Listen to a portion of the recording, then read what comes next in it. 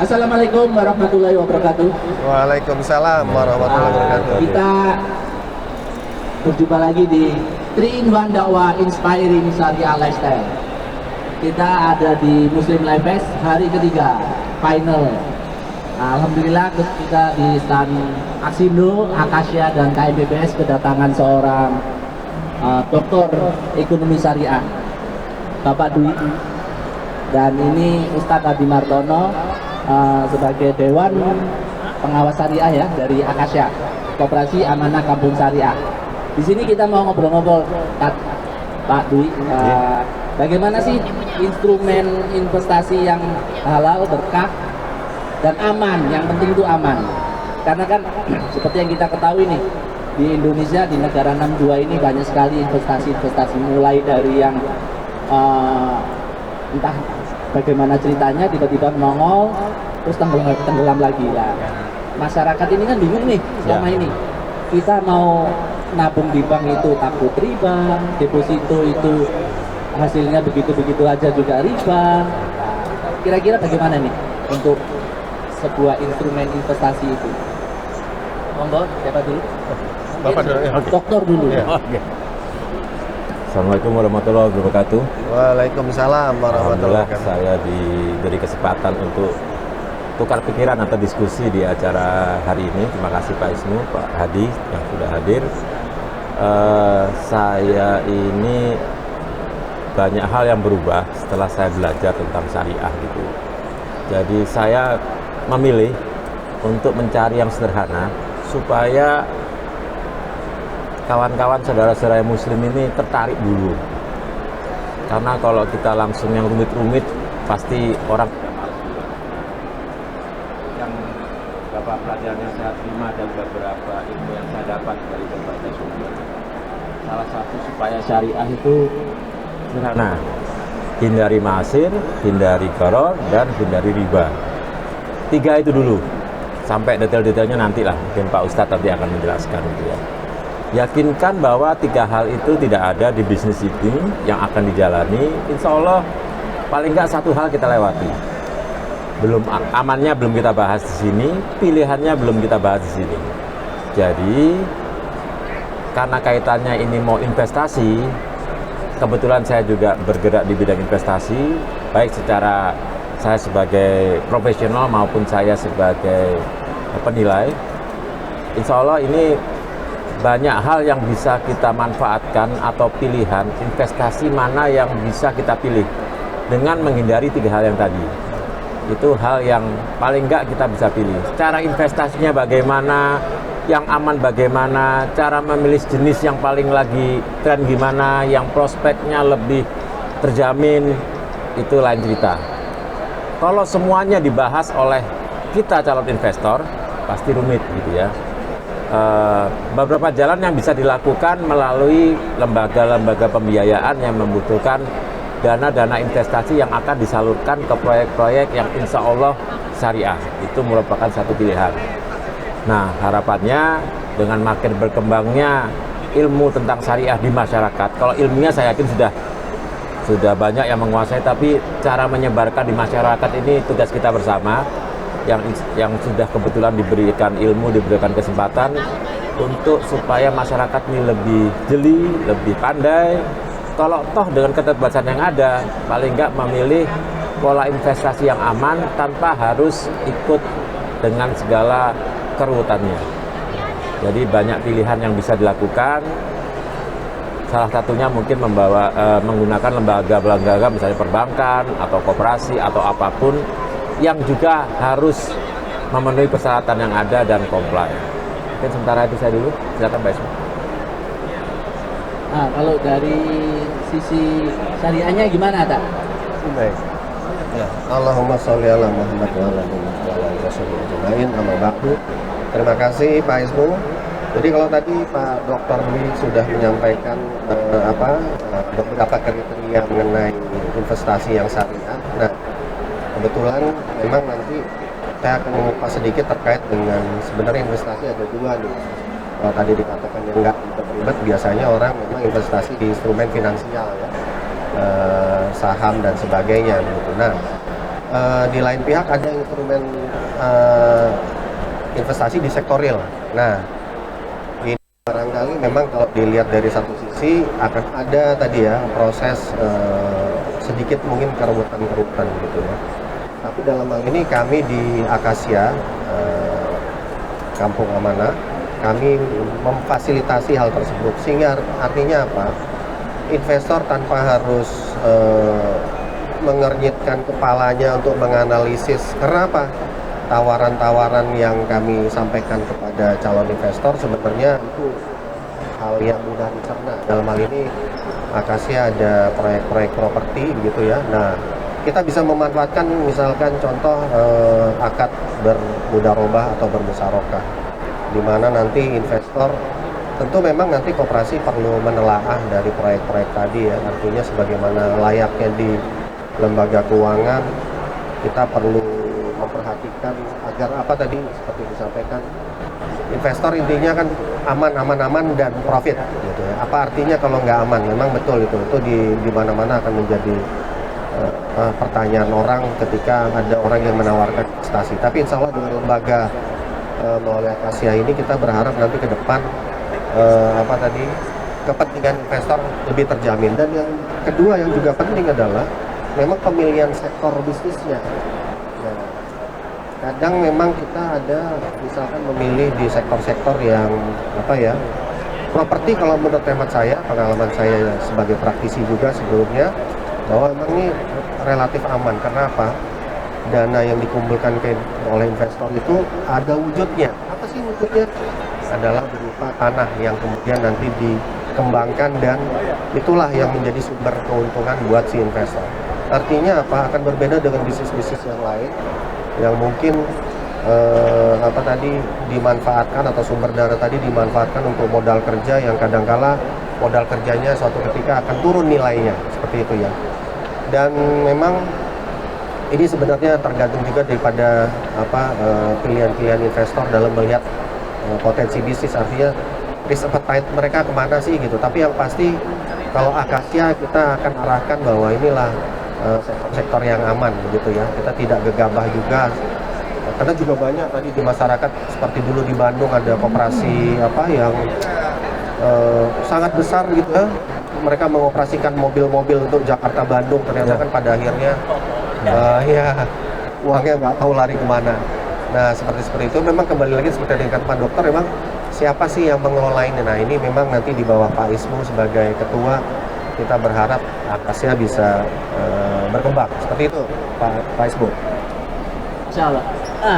Ngomong-ngomong ya masalah properti, meskipun saya sendiri sebenarnya orang properti, cuman seperti yang kita ketahui nih, sektor properti orang stigmanya selalu wah kita berinvestasi di sektor properti pasti aman. Padahal di luar sana itu banyak sekali yang nggak aman.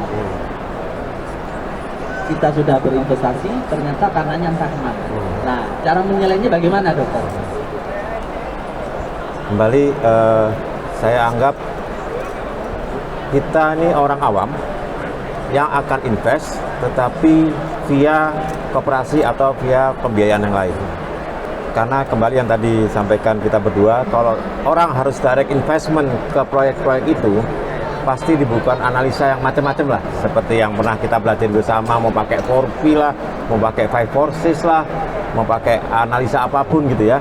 Itulah tugas dari pengelola dana ini, untuk meyakinkan bahwa proyek-proyek ini benar gitu, ada barangnya, legalitasnya jelas gitu ya. Nah, setelah pihak pengelola dana ini mengevaluasi prospek proyek yang akan dibiayai, harapan calon yang akan invest sana adalah suatu teaser atau ada suatu proposal yang menjelaskan apa yang sudah dilakukan terhadap proyek ini gitu ya, dengan suatu standar-standar yang umum yang orang gampang ngerti gitu ya. Oh, proyeknya di sini, kalau mau lihat silahkan, kalau mau pakai Google Maps silahkan, mau pakai apapun silahkan gitu ya. Kembali ini kalau kembali ngomong properti, wujudnya harus jelas dulu. Kalau dicek status tanahnya mana, oh miliknya ini, sudah dijual beli atau akan dibeli. Tapi dana kalau terkumpul akan dibeli, kita udah ada PPJB-nya atau ada ikannya dulu. Nah, Hal-hal seperti itu sudah harus dibuat suatu standar yang baku, khususnya untuk properti. Kalau kita ngomong properti, sehingga dimanapun properti yang akan yang dijadikan prospek proyek ini sudah dilakukan suatu analisa yang proper, yang comply, sehingga menimbulkan keyakinan yang baik di pihak calon investor. Termasuk juga memberikan resiko yang mungkin terjadi. Itu yang kadang-kadang namanya orang jualan boleh aja pakai gimmick-gimmick dan sebagainya. Tetapi resiko terjelek apa? Harap disampaikan supaya siapapun yang akan invest itu mengerti. Nah, saya nggak tahu pola investasi ini by project ataukah seseorang ini menaruh dana di koperasi, kalau nggak ada proyek ya dananya idle, tapi kalau ada proyek baru dananya diberikan, atau betul-betul begitu proyek selesai dana ditarik kembali semua. Nah, itu banyak pilihan yang bisa dilakukan. Yang penting calon investor ini tahu bahwa pengelola ini telah melakukan suatu analisa yang cukup detail dengan berbagai macam cara yang ada, dan insya Allah syariah cara-caranya dijelaskan. Kita melakukan proyek ini, analisa ini, lokasinya di mana, aksesnya bagaimana, prospek pasarnya gimana. Yang saya pelajari dulu, kalau kita mau bisnis, yang nomor satu apa? Pasarnya ada apa enggak gitu ya. Itu dulu deh. Kalau pasarnya ada, pakailah STP. Apa itu? Segmentation, targeting, positioning gitu ya. Kalau itu dilakukan semuanya dengan benar, insya Allah investor akan pikir, oh iya, ini cukup nyaman, ada berisiko tapi prospek income-nya atau prospek profitnya tinggi gitu ya. Nah, itu bisa menjadi pilihan. Ada kata-kata yang pernah saya tahu, lebih baik dipercayai daripada dicintai gitu ya. Menjadi orang yang dipercaya itu nggak gampang, menjaga amanah itu nggak gampang, apalagi ini uang. Apalagi yang kita ketahui saudara-saudara kita itu kalau sudah percaya apapun dikasih gitu ya. Misalnya ada dana hasil teman-teman yang mungkin pensiun atau apa, daripada saya pusing, saya punya sekian juta, saya investasikan gini, insya Allah kalau laku prospeknya bagus, saya dapat dana pensiun yang berkah, yang syariah dan sebagainya. Jadi harapan saya ya kalau misalnya mengelola suatu dana ya pastikan dana itu dikelola dengan benar dan diinvestasikan di proyek-proyek yang sesuai dengan syariah. Masya Allah. Yang penting amanah ya, amanah kampung syariah. Bukan cinta kampung syariah, bukan. Cuma begini, ini menarik ini. Tadi dokter menjelaskan Assalamualaikum, cara menilai investasi itu bagaimana dengan bahasa-bahasa yang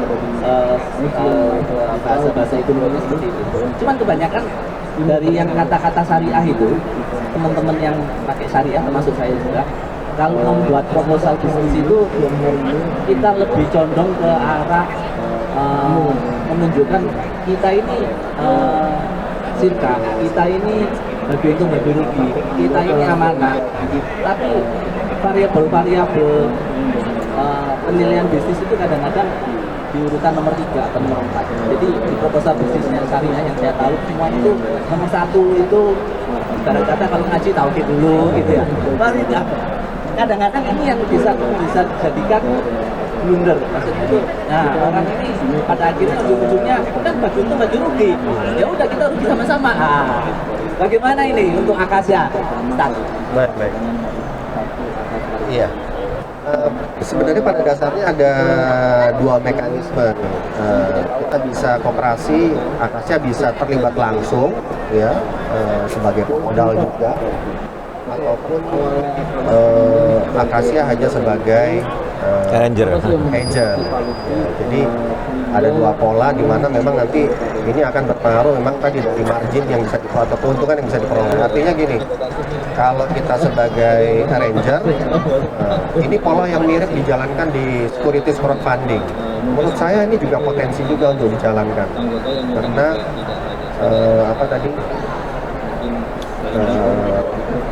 artinya begini, kita melakukan tadi proses analisis terhadap proyeknya, yang kebetulan Akasya juga yang pemilik proyek, dan kemudian tadi kita tawarkan kepada si investor. Nah, berikutnya kalaupun kita mau investasi, tapi saya begini, kalau saya melihatnya dari Pak Dokter sempat sih pola pada umumnya. Kenapa? Kalau investor disuruh setor kemudian tahu-tahu duitnya idle, itu tentu akan berat buat kita. Iya. Lebih baik ketika ada project baru kita himpun. Nah, memang tadi Akasya harus punya tim nih yang siap untuk melakukan analisis. Tapi saya kira kalau tadi dikatakan bahwa apa sih yang harus diperhatikan, sebenarnya ada. Kalau di Securities Funding itu kita punya acuan yang namanya prospektus. Nah, di sana menurut hemat saya nanti bisa kita lakukan dan cukup jelas apa saja sih yang harus diperhatikan dan harus disampaikan kepada si investor, sehingga investor juga dari awal tahu untung dan potensi ruginya, seberapa besar dia rugi atau seberapa besar dia tadi bisa menikmati keuntungan ya, walaupun itu dalam proyeksi gitu ya. Tapi artinya memang hal ini harus disampaikan di depan supaya tidak ada kezoliman kan, selain tadi riba.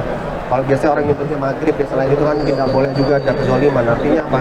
Ada sesuatu yang kita tutup-tutupi ternyata berdampak kerugian buat si investor. Jadi memang nanti Akasya akan melakukan seperti itu ya, pola-pola. Kita ada punya 2 pilihan, tinggal nanti mana yang paling cocok dengan situasi bisnis yang kita hadapi. Artinya insya Allah investor bisa lebih merasa nyaman. Kenapa? Dan kita akan seterbuka mungkin tadi, seperti proposal yang mirip-mirip dengan prospektus. Seperti itu Pak. Insya Allah. Jadi Akasya nanti untuk proposalnya sesuai keinginan yang dibilang dokter tadi, plus amanah dan sebagainya. Ya, betul. Nah, cuman masalahnya begini lagi. Masalah terus ini. Masalah terus. Di sini kita cari solusi. Oke, masalah harus ada supaya ada solusinya. Kadang-kadang orang umum nih berpikir akad di syariah itu ribet. Nah, contoh ini kawan saya nih, kawannya Dr. Dwi ini.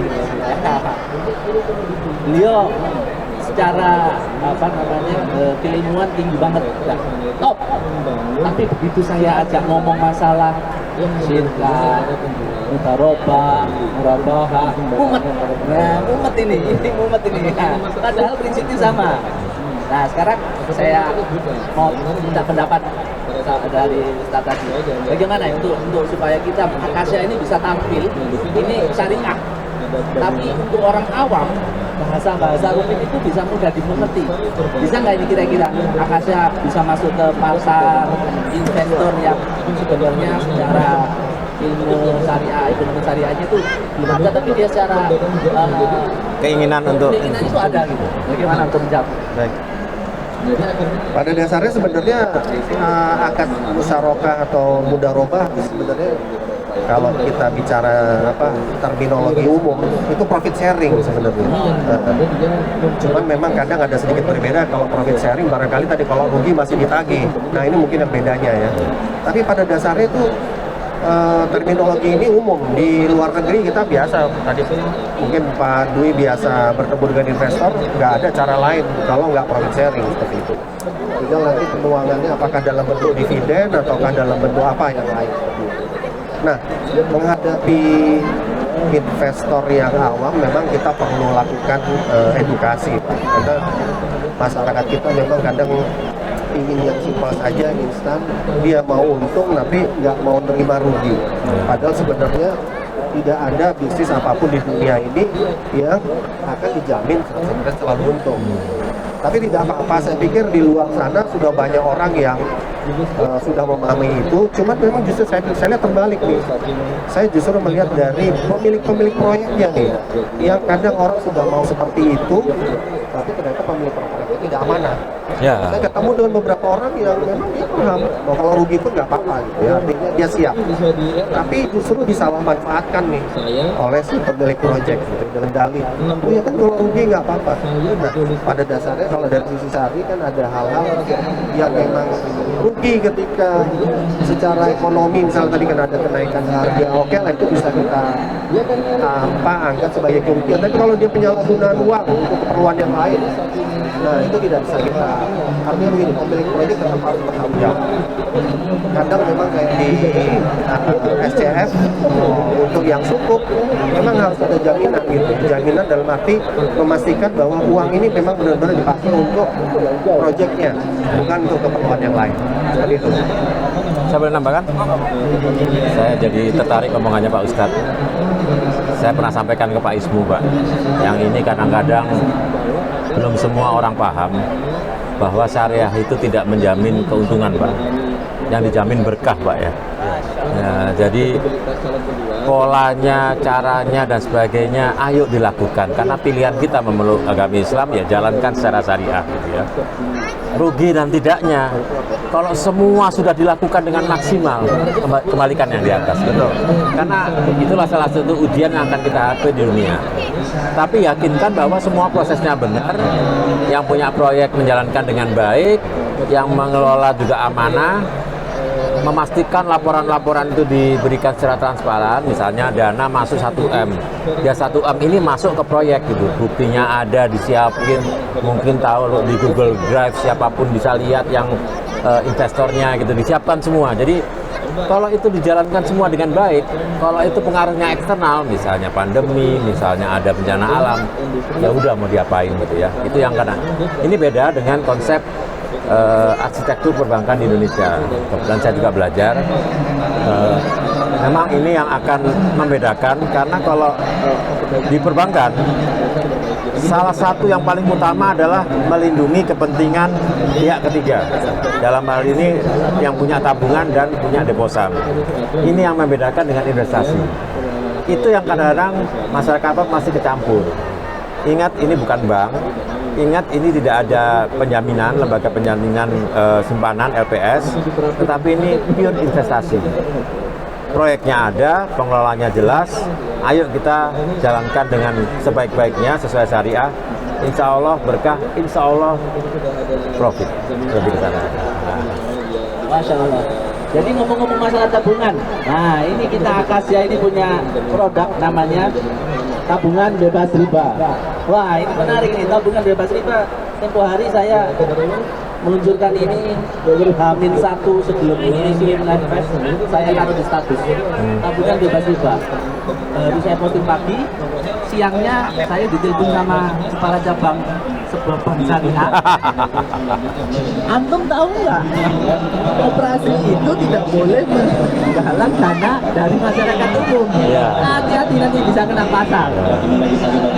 Saya jawab, apa ini kan tabungan untuk masyarakat Akasia, bukan masyarakat Indonesia pada umumnya. Jadi di sini memang tabungan bebas riba itu khusus untuk anggota di Akasia, yang mana tabungan bebas riba itu akan kita masukkan ke sektor-sektor real seperti yang dibilang sama Ustaz tadi. Begitu. Terakhir ini pertanyaan terakhir yang cukup menggelitik mengenai crowdfunding. Apa sih bedanya crowdfunding sama koperasi sebenarnya dari dokter? Secara konsep sama harusnya, medianya aja yang beda gitu ya. Malah saya pengen Akasia ini juga main-main di crowd juga, tapi jelas di sana. Jadi mungkin bisa jadi semuanya nanti untuk menjadi anggota koperasi ini bisa online. Kenapa? Menjadi nasabah bank sekarang bisa online. Kenapa menjadi anggota Akasia nggak bisa online? KTP bisa diverifikasi, nggak perlu ketemu face to face. Sudah percaya, sudah keluar anggotanya, sudah keluar nomor anggotanya, sudah disiapin. Nanti tinggal setornya. Setiap tanya ada proposal apa enggak, tinggal dibaca lewat website atau lewat apps. Sudah kurang lebih sama. Memang yang sedikit membedakan adalah seharusnya dengan ada koperasi ini ada suatu metode yang lebih jelas untuk disampaikan pada investor atau para anggota. Dan diharapkan ini yang membuat tingkat keyakinan dan tingkat kepercayaan bahwa dana saya akan diinvestasi dengan benar itu menjadi naik, dan diharapkan bisa, malah saya khawatir nih kalau nanti promosinya bagus, duitnya banyak masuk, nggak ada proyeknya. Karena saya yakin sekali di luar tuh banyak orang yang ingin invest dan masih belum percaya dengan instrumen yang ada maupun lembaga yang siapa yang bisa dipercaya untuk meyakinkan dia diinvest. Saya mungkin kalau jadi anggota AKS saya pegang dia aja. Kenapa? Saya yakin dia udah sekian lama proyek, masa sih larikan. Tapi orang yang nggak kenal gitu ya, untuk meyakinkan gimana. Nah, ini perlu jualan. Mau lewat media sosial, mau lewat apa gitu ya. Ini loh proyek saya seperti apa, ini loh record saya seperti apa. Syukur-syukur ada testimoni. Nah, harapannya ya crowdfunding maupun yang ini sama. Kenapa? Ujung-ujungnya cara melakukannya semuanya online dan lewat medsos. Itu kurang lebih. Makasih. Ada yang mau tambahin? Ustaz? Oh iya, boleh tambah sedikit. Saya ingin menambahkan sedikit tadi. Pada dasarnya sama ya, sama-sama menghimpun dana. Mungkin memang agak sedikit berbeda di crowdfunding di SCF karena segala sesuatunya itu memang karena tadi diatur oleh regulator, maka tadi ada mekanisme untuk bisa masuk atau berinvestasi di perusahaan atau pemilik proyek itu dengan mekanisme pembelian saham ataupun sukuk. Nah, barangkali itu mungkin yang agak sedikit berbeda di koperasi. Tapi menurut saya pada dasarnya sama-sama menghimpun dana masyarakat, dan itu memang tadi bisa dilakukan menawarkan proyek melalui online. Jadi artinya koperasi juga bisa bertindak seperti SCF. Saya kira itu Pak Ismi. Alhamdulillah banyak sekali yang bisa kita bahas, cuman karena waktunya cukup singkat, mungkin kita akan nyambung di episode berikutnya. Sebelum kita tutup, saya mau ngasih ini pinnya khasiat nih pada dokter. Atur nuwun, makasih. Apa tuh? Dipasang? Iya dong, iya dong. Masya Allah. Kehormatan bagi saya. Ini dipaksa jadi anggota. Gak apa-apa, saya suka juga kok. Ya, mungkin ada closing statement dari dokter. Iya, oke. Karena mereka akhirnya gimana. Bismillahirrahmanirrahim. Alhamdulillah sekarang banyak sekali media-media atau cara-cara yang sudah online maupun offline, sehingga kita sebagai umat muslim sangat punya banyak pilihan untuk berinvestasi atau mengelola dananya atau pengen mendapatkan suatu keuntungan dengan cara-cara secara syariah.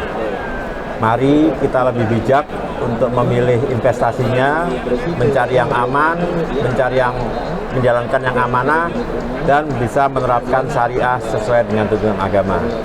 Semoga syariah makin berkembang, syariah makin menjadi pilihan umat muslim maupun non-muslim untuk berinvestasi, untuk bertransaksi, sehingga porsi pembiayaan syariah atau ekonomi syariah ini makin meningkat di negara kita yang tercinta, Indonesia. Terima kasih.